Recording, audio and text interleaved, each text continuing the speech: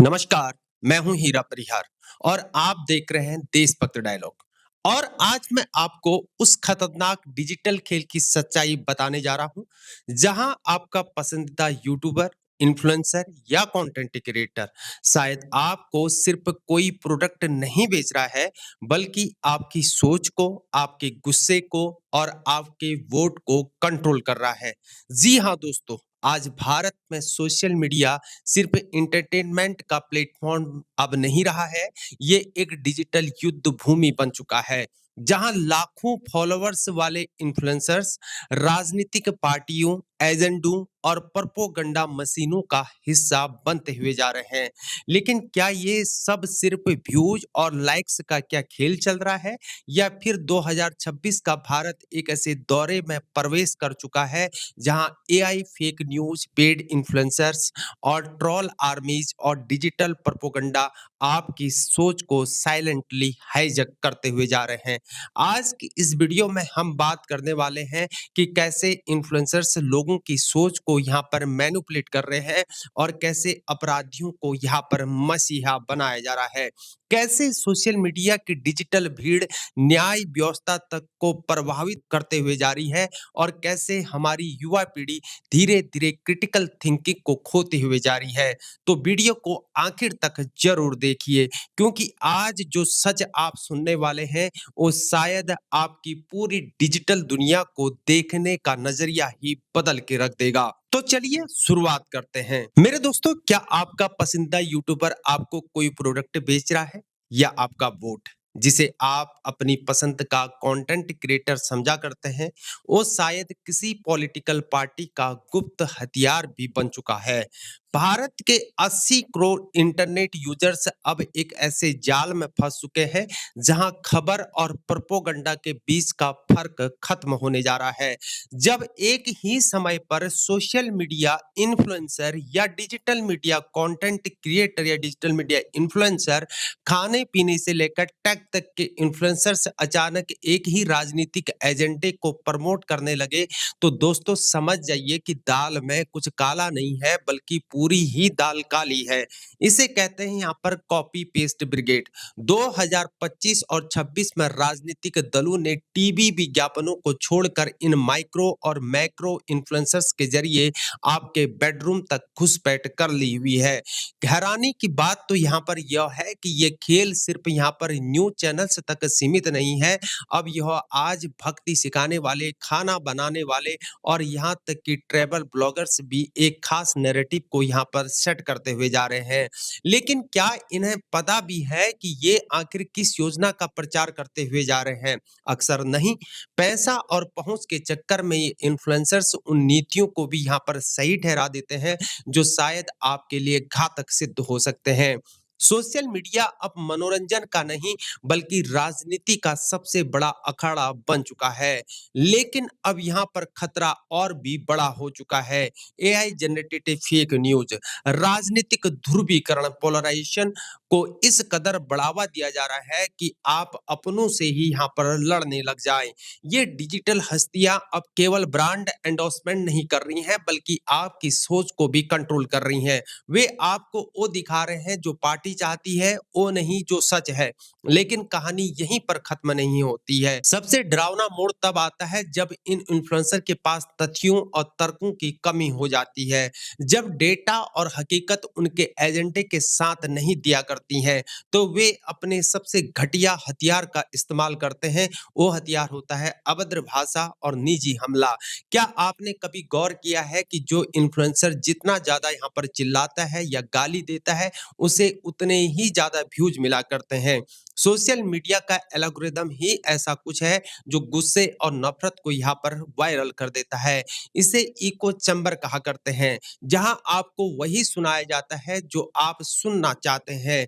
सत्ता समर्थक कुछ इन्फ्लुएंसर्स जानते हैं कि किसी मुद्दे पर बहस करने से यहाँ पर बेहतर है कि सामने वाले को देशद्रोही या बिकाऊ कह देना सुलभ होगा, क्योंकि इससे उनके फॉलोअर्स उत्तेजित हो जाते हैं।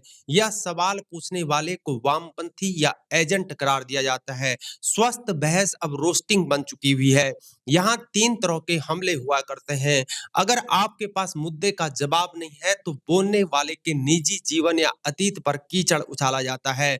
वह बिना किसी सबूत के दूसरे को किसी गैंग या टूल किट का हिस्सा बता दिया जाता है और अपनी डिजिटल सेना को सामने वाले के कमेंट सेक्शन में गाली गलौज के लिए छोड़ दिया जाता है। सवाल यह है कि ये बच आखिर कैसे जाते हैं। भारत के आईटी रूल्स में हेट स्पीच के खिलाफ कानून तो है, लेकिन जब नफरत फैलाने वाले के पीछे यहाँ पर पॉलिटिकल हाथ हो, तो कार्रवाई वहां पर अक्सर सुस्त पड़ जाया करती है। यही छूट इन इन्फ्लुएंसर्स को और भी बेखौफ बना के रख देती है। इसका असली नुकसान आपको हो रहा है। जब भाषा गंदी होती है, तो असली मुद्दे जैसे बेरोजगारी, स्वास्थ्य और शिक्षा शोर में दब जाया करते हैं। हम तर्कों को सुनना बंद कर देते हैं और केवल मुंह तोड़ जवाब के मजे लेने लगते हैं। याद रखिए मेरे दोस्तों, डिजिटल दुनिया की ये नफरत कल को जमीन पर हिंसा बनकर उतर सकती है। जो इन्फ्लुएंसर यहाँ पर जितना ज्यादा चिल्ला रहा है या गाली को दे रहा है, तो समझ जाइए कि उसके पास छिपाने के लिए तथ्यों की उतनी ही भारी कमी है। डिजिटल युग में एक नया और खतरनाक ट्रेंड यहाँ पर शुरू हो चुका है, जिसे एग्रेसिव इन्फ्लुएंसिंग कहा करते हैं। अब आपने अक्सर देखा होगा कि जब कोई महिला इन्फ्लुएंसर कैमरे के सामने आकर दूसरी पार्टी या कम्युनिटी को भद्दी गालियां दिया करती हैं, तो कमेंट सेक्शन उसे शेरनी कहा करता है या बेबाक जैसे टैक्स से भर देता है। लेकिन क्या ये बहादुरी है या फिर ये डिजिटल मॉब लिंचिंग की यहाँ पर बिगनिंग है? इसके पीछे एक सोची समझी साइकोलॉजी है, क्योंकि जब एक महिला पारंपरिक शालीनता को छोड़कर आक्रामक भाषा का इस्तेमाल करती है, तो लोग चौंक जाया करते हैं और यही शौक उन्हें वीडियो पर टिके रहने के लिए मजबूर कर देता है। और कट्टर समर्थक जो होते हैं, ऐसी भाषा को मुंह तोड़ जवाब कहकर सही ठहराने लग जाते हैं। उनके लिए ये गाली नहीं होती है, बल्कि दुश्मन को उसकी औकात दिखाना होता है। और सोशल मीडिया का एल्गोरिदम, उसे तो बस यहाँ पर कंट्रोवर्सी चाहिए, क्योंकि कंट्रोवर्सी का मतलब है कि ज्यादा व्यूज और ज्यादा पैसा है। आखिर लोग ऐसी भाषा का समर्थन आखिर क्यों करते हैं? असल में वह इन्फ्लुएंसर उनके मन में दबी हुई नफरत को शब्द में दे रही होती है। समर्थकों को ये लगता है कि जो वो खुद नहीं बोल पा रहे हैं, वो उनकी हीरो बोल रही है। और जब इन पर कोई कानूनी कार्रवाई होती है, तो तुरंत वहां पर विक्टिम कार्ड बाहर आ जाता है। इसे धर्म या विचारधारा पर हमला बताकर और ज्यादा यहाँ पर सहानुभूति बटोरी जाती है और इसका परिणाम बहुत भयानक हो सकता है, क्योंकि आज के युवाओं को ये लगने लगता है कि किसी को नीचा दिखाना या गाली देना यहाँ पर कूल और पावरफुल होने की यहाँ पर निशानी है।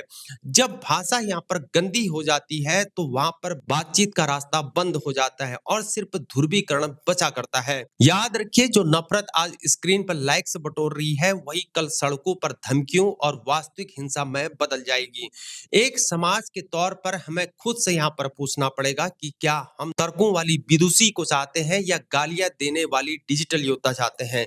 गालियों को बेबाकी का नाम देना बंद करना होगा, क्योंकि नफरत का यहाँ पर कोई भी धर्म या जेंडर नहीं हुआ करता है, वह सिर्फ विनाश लेकर आती है।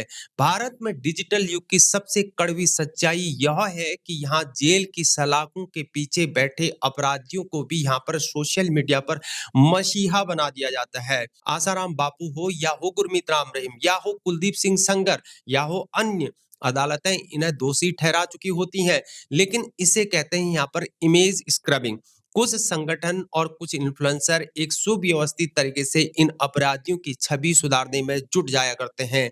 इसके लिए यहाँ पर 3 हथियारों का इस्तेमाल हुआ करता है। एक फेक नैरेटिव, विदेशी साजिश या मेडिकल रिपोर्ट्स में छेड़छाड़ जैसे झूठे दावे करना, और विक्टिम शेमिंग, अपराधियों को बचाने के लिए पीड़ित जो सर्वाइवर होती है, उसके चरित्र पर सवाल उठा दिया जाता है। इमोशनल कार्ड खेला जाता है। समर्थकों को यह यकीन दिलाना है कि यह हमला उनके धर्म या समुदाय पर हो चुका है।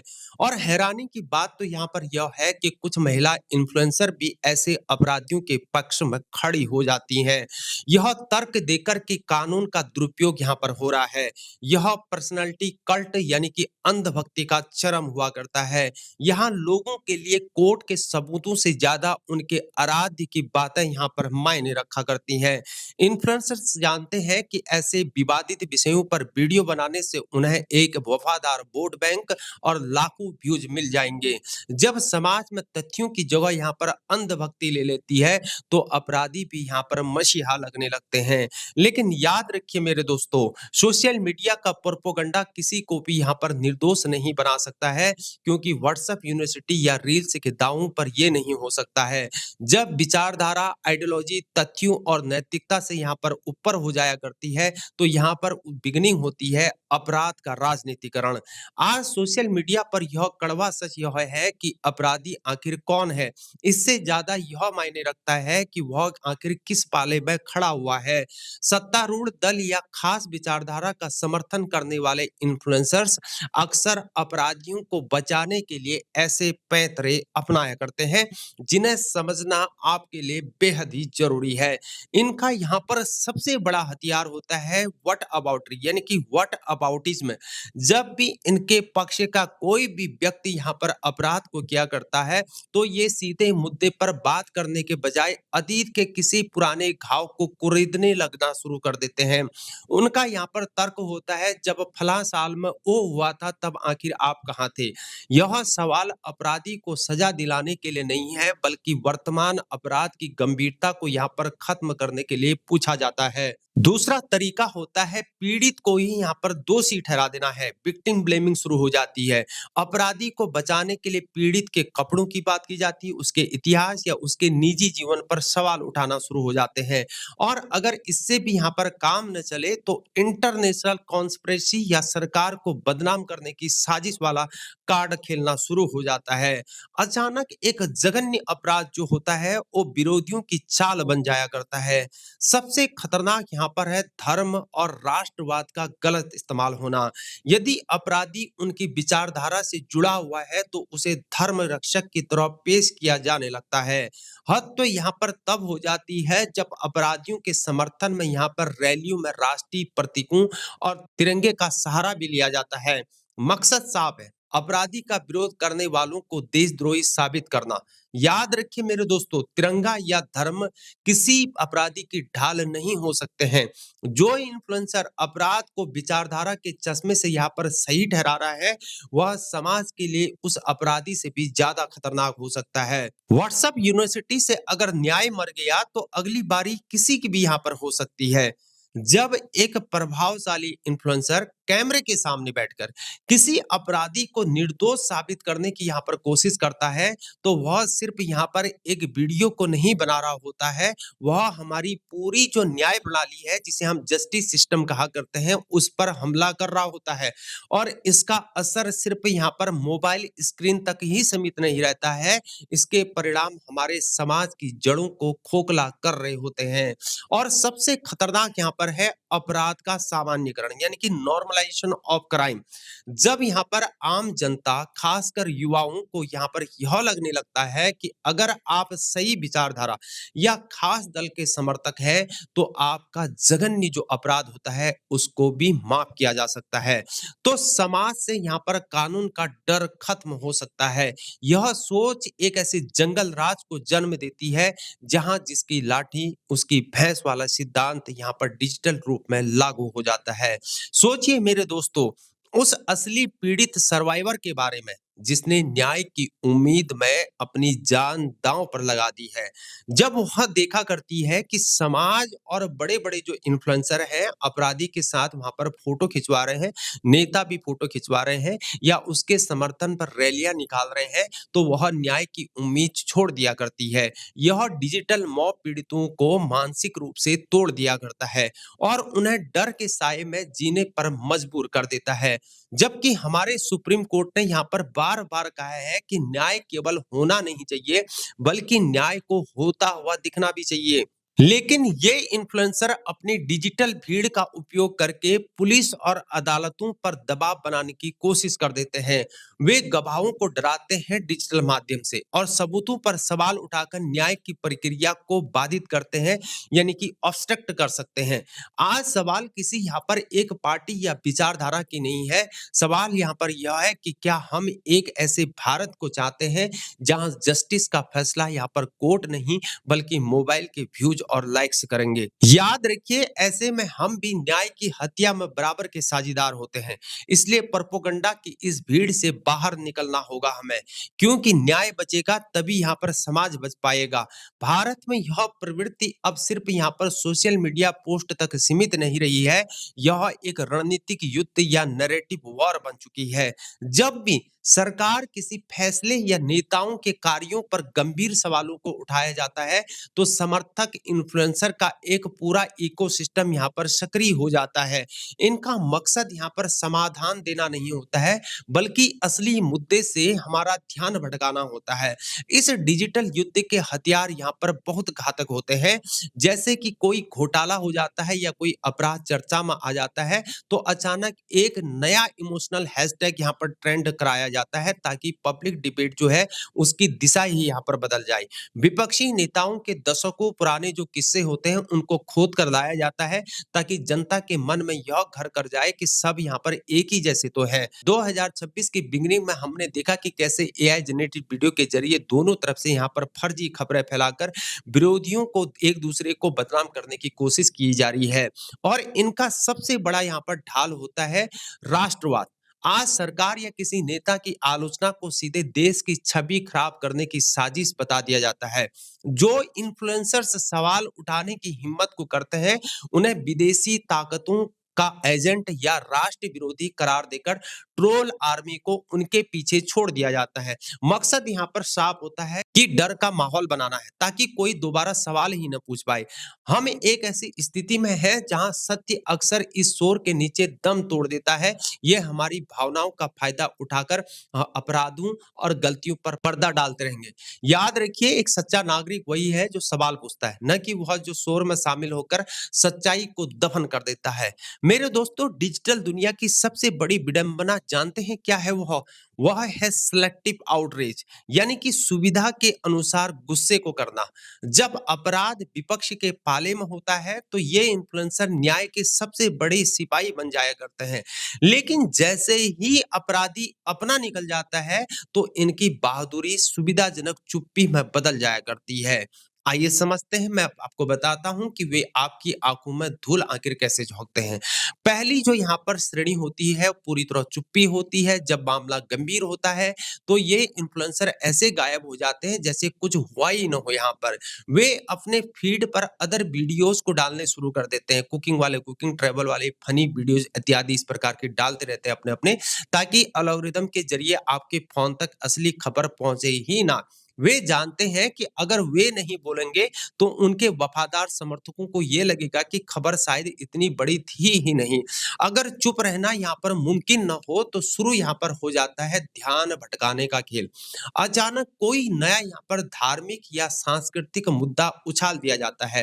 रातों रात कोई फिल्म यहाँ पर विवाद का चर्चा बन जाती है, या फिर वही पुराना रिकॉर्ड बजाना शुरू हो जाता है कि 70 सालों में आखिर क्या हुआ है।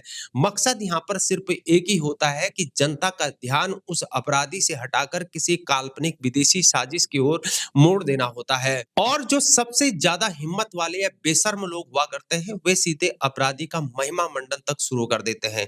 वे इसे मीडिया ट्रायल का नाम दे देते हैं और दावा ये कर देते हैं कि उनके नेता को यहाँ पर फंसाया जा रहा है।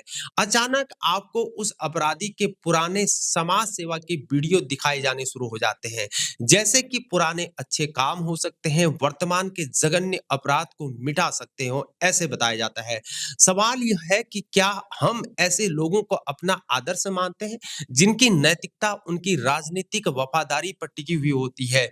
याद रखिए दोस्तों, जो आज चुप्पी साधे बैठा हुआ है, वह न्याय का नहीं है, बल्कि सत्ता का वफादार हो चुका है। लोकतंत्र की बुनियाद सवाल पूछने पर टिकी हुई होती है, लेकिन जब बड़े इन्फ्लुएंसर्स, जिनके पास लाखों की संख्या में युवा फॉलोवर्स होते हैं, सवाल पूछना वहां पर बंद कर देते हैं, तो सत्ता को यहाँ पर ये लगने लगता है कि वे यहाँ पर कुछ भी करके बच सकते हैं। यह जवाबदेही का अंत होता है, जहां सच सिर्फ वही होता है जो शक्तिशाली लोग आपको दिखाना चाहते हैं। क्या आपने कभी सोचा है कि आप वही क्यों सोचते हैं जो आपका पसंदीदा इन्फ्लुएंसर बोल रहा है? इसे डार्क परसुएशन कहा करते हैं। निरंतर एक तरफा और भ्रामक जानकारी देकर आपकी सोचने समझने की क्षमता को खत्म किया जा रहा है। यह एक तरह की डिजिटल ब्रेन वॉशिंग चल रही है, जो आपको हमको समाज से काट कर एक ऐसे इको चैम्बर में बंद कर देती है, जहां केवल नफरत और प्रोपेगेंडा की गूंज हमें सुनाई देती है। जब सोशल मीडिया पर किसी अपराधी को निर्दोष बताने की मुहिम छिड़ा करती है, तो इसका असर केवल यहाँ पर स्क्रीन तक नहीं रहता है। यह गवाहों, जांच एजेंसियों और यहाँ तक कि न्यायपालिका पर भी यहाँ पर साइकोलॉजिकल प्रेशर को डाला करता है। जब डिजिटल भीड़ फैसला यहाँ पर सुनाने लगे, तो एक निष्पक्ष जो सुनवाई होती है, जिसे हम फेयर ट्रायल कहते हैं, नामुमकिन हो सकती है। यह न्याय की हत्या के जैसा है, जो मोबाइल के लाइक बटन से शुरू हो जाती है। इस दौर में भ्रामक सूचनाएं फैलना सिर्फ राजनीतिक नहीं है, बल्कि साइकोलॉजिकल वॉरफेयर बन चुका है। विदेशी नैरेटिव और घर के अंदर के भ्रामक प्रचार देश की स्थिरता के लिए खतरा है। जब विचारधारा के नाम पर अपराध का नॉर्मलाइजेशन होने लगे, तो समझ जाइए दोस्तों कि समाज अंदर से खोखला होता हुआ जा रहा है। यह स्थिति समुदायों के बीच नफरत की एक ऐसी दीवार को खड़ी कर रही है, जहां केवल हिंसा का डर बसता है। अगर आज हम इन इको चैम्बर से बाहर नहीं निकलते हैं, तो कल हमारे पास न तो लोकतंत्र बचेगा, न ही न्याय बच पाएगा। जब इन्फ्लुएंसर अपराधों को छिपाने और सत्ता का अंधा समर्थन करने लगते हैं, तो सबसे पहले हमारी न्याय व्यवस्था दम तोड़ जाया करती है। जब बड़े अपराधियों को सोशल मीडिया पर मसीहा की तरह यहाँ पर पेश किया जाता है, तो उनका कानून से डर ही खत्म हो जाता है। लेकिन इसका सबसे डरावना पहलू यह भी है कि पीड़ितों का मानसिक दमन शुरू हो जाता है। असली पीड़ित न्याय मांगने से यहाँ पर कतराने लगते हैं, क्योंकि उन्हें पता है कि सोशल मीडिया की ये डिजिटल भीड़ उन्हें यहाँ पर गलत साबित करके रख देगी। आज हमारी युवा पीढ़ी एक खतरनाक मोड़ पर चल रही है। जब वे ऐसे इन्फ्लुएंसर को देखा करते हैं, जो गाली गलौज और नफरत को यहाँ पर मर्दानगी या बेबाकी का नाम दिया करते हैं, उनके लिए नैतिकता के मायने यहाँ पर बदल जाया करते हैं। यह ब्रेन वॉशिंग युवाओं की तर्क करने की क्षमता को खत्म कर दिया करती है। वे तथ्यों पर शोध करने के बजाय इन्फ्लुएंसर की बातों को पत्थर की लकीर मानने लग जाते हैं। यह समाज की भविष्य के लिए एक टाइम बॉम्ब की तरह हो सकता है। नफरती भाषा का प्रयोग करने वाले ये डिजिटल खिलाड़ी समुदायों के बीच एक ऐसी दीवार खड़ी करके रख देते हैं, जिसे गिराना नामुमकिन सा हो सकता है। यही नफरत आगे चलकर सड़कों पर होने वाली हिंसा, जिसे हम मॉब वायलेंस कहते हैं, उसका ये रूप ले सकती है।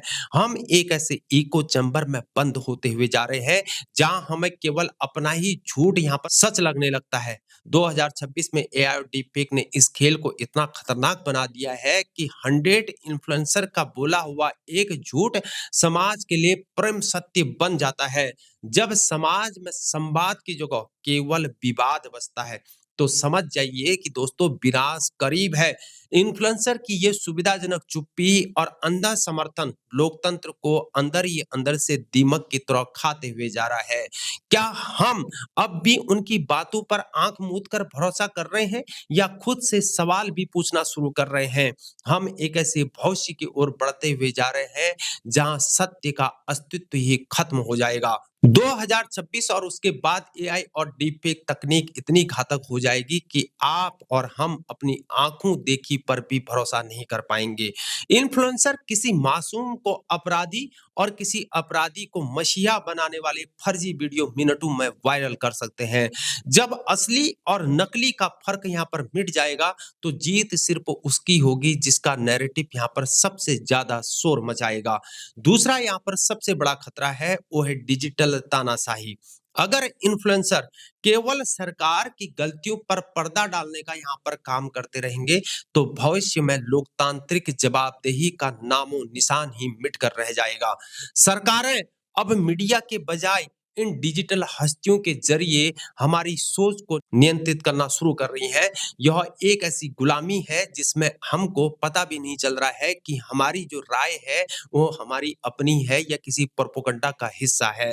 भविष्य की पीढ़ी एक ऐसे माहौल में बड़ी होगी, जहां नफरत और गाली गलौज सामान्य बात सी होगी। यह केवल मानसिक तनाव तक सीमित नहीं रहेगा, बल्कि सोशल मीडिया की यह डिजिटल जंग बार बार सड़कों पर दंगों गुम और हिंसा सिविल अनरेस्ट का रूप ले लेगी। याद रखिए मेरे दोस्तों, डिजिटल नफरत का असर सीधे आपके घर और आपके जीवन की शांति पर भी पड़ सकता है। आने वाले चुनाव में निष्पक्षता एक सामान्य बात बनकर रह जाएगी। डेटा हेरफेर और इन्फ्लुएंसर के जरिए आपके वोटिंग बिहेवियर को बदला जाएगा। आप अपनी ही स्वतंत्र सोच से नहीं, बल्कि उस इमोशनल मैनिपुलेशन से वोट दिया करेंगे जो आपके पसंदीदा क्रिएटर ने आपके दिमाग में फीड कर दिया है। क्या यह वास्तव में क्या ये लोकतंत्र होगा? जरा सोचिए अपने मन से। और अंत में इस अराजकता को रोकने के नाम पर सरकारें फिर इंटरनेट पर ऐसी सख्त पाबंदियां लगा सकती हैं कि अभिव्यक्ति की जो आजादी है, जिसे हम फ्रीडम ऑफ स्पीच कहा करते हैं, वो हमेशा के लिए दफन हो सकता है। गलत जानकारी को रोकने के बहाने सच बोलने वालों की आवाज भी दबा दी जाएगी। हम एक ऐसे दोराहे पर अब खड़े हैं जहां एक तरफ डिजिटल नफरत है तो दूसरी तरफ यहाँ पर सख्त सेंसरशिप है। यह भविष्य काल्पनिक नहीं है, यह शुरू हो चुका है। अगर आज हमने इन्फ्लुएंसर की जवाबदेही यहाँ पर तय नहीं की और खुद को अंधभक्ति से बाहर नहीं निकाला, तो 2026 के बाद का भारत केवल डिजिटल स्क्रीन के शोर में खो जाएगा। क्या हम भविष्य में आप एक स्वतंत्र नागरिक होंगे या केवल एक डिजिटल डेटा होंगे? इतने सारे खतरों के बीच भविष्य में केवल वही समाज और वही नागरिक सुरक्षित रहेगा जो क्रिटिकल थिंकिंग को विकसित कर सकेगा। इसका मतलब है कि किसी भी वायरल वीडियो या शेरनी वाले टैग को आंख मूंद कर सच मानने के बजाय उसके पीछे छिपे हुए तर्क और एजेंडे को समझना है। जिज्ञासा ही प्रोपेगेंडा के खिलाफ हमारा सबसे बड़ा हथियार है। और यह स्थिति सबसे अधिक यहाँ पर चिंताजनक हमारे छात्र छात्राओं यानी कि स्टूडेंट्स के लिए सबसे खतरनाक है। वे अपनी उम्र के उस पड़ाव पर है आज जहां उनके व्यक्तित्व और विचारों का यहाँ पर निर्माण हो रहा है। अगर आज उन्हें गाली को बेबाकी और नफरत को राष्ट्रवाद समझना सिखाया गया, तो आने वाले कल का भारत आखिर कैसा होगा? हमें अपनी अगली पीढ़ी को यहाँ पर डिजिटल साक्षर बनाना ही होगा। और इस पूरे खेल का सबसे मासूम शिकार हमारा छात्र वर्ग ही है। जब एक छात्र गहराई से पढ़ने के बजाय इन्फ्लुएंसर के 30 सेकंड के वीडियो को ही अंतिम सत्य मान लेता है, तो उसकी जो तर्क करने की क्षमता होती है, जिसे हम क्रिटिकल थिंकिंग कहते हैं, वो दम तोड़ देती है। छात्र अब यहाँ पर सवाल नहीं पूछा करते, वे सिर्फ नैरेटिव को कॉपी पेस्ट करते हैं। और यह वैचारिक गुलामी की पहली सीढ़ी है और रोल मॉडल से यहाँ पर बदल रहे हैं। जब छात्र देखा करते हैं कि गाली देने वाला और नफरत फैलाने वाला या किसी अपराधी का बचाव करने वाला इन्फ्लुएंसर रातों रात यहाँ पर मशहूर और अमीर होते हुए जा रहा है, तो वे उसे ही अपनी सफलता का पैमाना मान लेते हैं। जीतने के लिए झूठ बोलना और किसी को नीचा दिखाना सही है, और यह खतरनाक मानसिकता उनके चरित्र को अंदर ही अंदर से दूषित कर रही है। यह सिर्फ विचारधारा की बात नहीं है दोस्तों, यह हमारे बच्चों के करियर का सवाल है। और आज की फालतू की जो बहसबाजी है और किसी इन्फ्लुएंसर के बहकावे में आकर की गई नफरती जो टिप्पणी है, हेट स्पीच, हमारे बच्चों के भविष्य को बर्बाद भी कर सकती है। इसका असर क्लासरूम के माहौल पर भी पड़ रहा है। छात्र अब अपने ही उन दोस्तों से नफरत करने लगे हैं जिनके राजनीतिक विचार अलग हुआ करते हैं। संवाद की जगह अब ऑनलाइन ट्रोलिंग और साइबर बुलिंग ने यहाँ पर ले ली है। जो छात्र कभी मिलकर भविष्य के सपने देखा करते थे, आज वे डिजिटल दुनिया के दुश्मन बन चुके हैं। अगर हमने आज अपने बच्चों को यहाँ पर यह नहीं सिखाया कि प्रोपेगेंडा और सच के बीच आखिर क्या फर्क हुआ करता है, तो हम एक ऐसी पीढ़ी को तैयार कर रहे होंगे जो पढ़ी लिखी तो यहाँ पर होगी, लेकिन वो समझदार नहीं होगी। छात्रों को फोन देना यहाँ पर आसान हो सकता है, लेकिन उन्हें डिजिटल नैतिकता सिखाना आज के दौर की सबसे बड़ी चुनौती है। अब सवाल यहाँ पर यह नहीं है कि आखिर खतरा क्या है, सवाल यहाँ पर यह है कि इससे बचा कैसे जाए। हमारी जो एजुकेशन है उसकी प्रणाली में अब डिजिटल साक्षरता को यहाँ पर कंपलसरी करना ही होगा। डिजिटल लिटरेसी अनिवार्य है। छात्रों को यहाँ पर यह सिखाना होगा कि स्क्रीन पर चमकने वाली हर चीज सोना नहीं हुआ करती है। उन्हें इंटरनेट पर मौजूद असली जानकारी और प्रायोजित प्रोपेगेंडा के बीच की बारीक लकीर को पहचानना सीखना ही होगा। हमें अपने युवाओं को तथ्यों की जांच यानी कि फैक्ट चेकिंग का योद्धा बनाना होगा। उन्हें सिखाया जाए कि किसी भी सनसनीखेज दावे को सच मानने से पहले ऑफिशियल जो सोर्सेस हैं, आधिकारिक स्रोत हैं, उनकी जांच आखिर कैसे की जाए। किसी इन्फ्लुएंसर की आवाज का जो शोर है, किसी दस्तावेज के सच से बड़ा तो नहीं हो सकता है। याद रखिए दोस्तों, 1 मिनट की जांच आपके कैरियर और मानसिकता को बर्बाद होने से बचा भी सकती है। सबसे जरूरी है विविध विचारों का सम्मान। छात्र को यह समझना यहाँ पर होगा कि किसी व्यक्ति से वैचारिक असहमति का मतलब उससे नफरत करना नहीं होता है। लोकतंत्र की खूबसूरती ही बहस में है, डिबेट में है, गाली गलौज में नहीं है। हमें डिजिटल नफरत के इस चक्र को तोड़कर फिर से एक संवेदनशील समाज की ओर बढ़ना ही होगा। यदि हमने आज अपनी युवा पीढ़ी को इन डिजिटल भेड़ियों, मैनिपुलेटिव इन्फ्लुएंसर के चंगुल से अगर नहीं बचाया, तो आने वाले कल में हमारे पास डिग्रियां तो बहुत हुआ करेंगी, लेकिन एक समझदार और संवेदनशील समाज नहीं बच पाएगा। हम केवल यहाँ पर डेटा बनकर रह जाएंगे, इंसान नहीं बनेंगे। सोशल मीडिया पर फैलाया गया एक छोटा सा जो झूठ है, आज पूरे देश को आग की लपटों में झोंकने की ताकत को रखता है।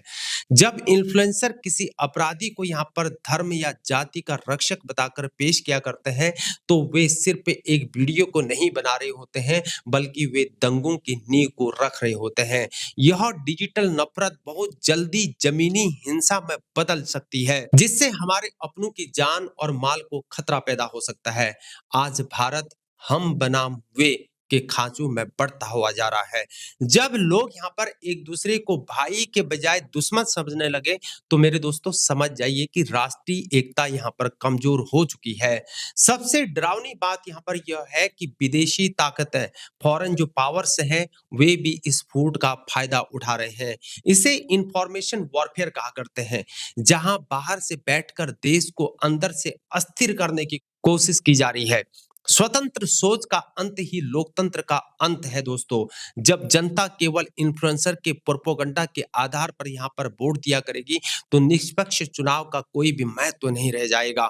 अगर नेता यहाँ पर यह जान जाए कि उनके डिजिटल सिपाही उनके हर गलत काम को यहाँ पर सही साबित कर देंगे, तो वे जनता के प्रति जवाबदेह होना बंद कर देंगे।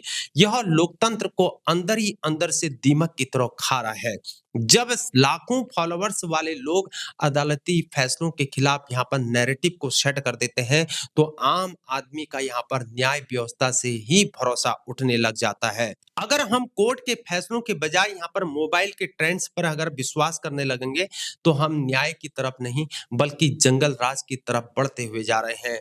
यह स्थिति कानून के शासन के लिए सबसे बड़ी चुनौती है यहाँ पर, और इसका असर हमारी पॉकेट पर भी पड़ता हुआ जा रहा है। क्योंकि अस्थिर और नफरत से भरे हुए समाज में कोई भी जो विदेशी कंपनी होती है, वो निवेश ही नहीं करना चाहती है। अगर देश में डिजिटल प्रोपेगेंडा के कारण आए दिन दंगे होते रहेंगे, प्रदर्शन होते रहेंगे, तो देश की अर्थव्यवस्था और रोजगार का पहिया भी थम जाएगा। नफरत से पेट नहीं भरता मेरे दोस्तों, लेकिन यह आपके रोजगार को जरूर छीन सकता है।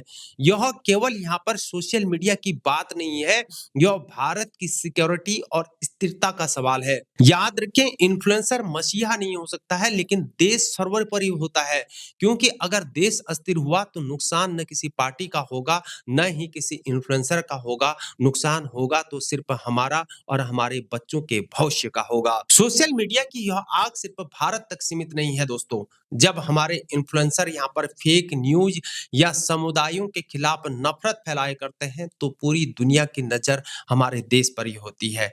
अंतर्राष्ट्रीय संस्थाएं और मानवाधिकार संगठन भारत को दुनिया के सबसे बड़े लोकतंत्र के बजाय डिजिटल तानाशाही वाले देशों की श्रेणी में रखने लग जाते हैं, और यह हमारी उस छवि पर हमला होता है जिसे बनाने में दशकों लग चुके हैं।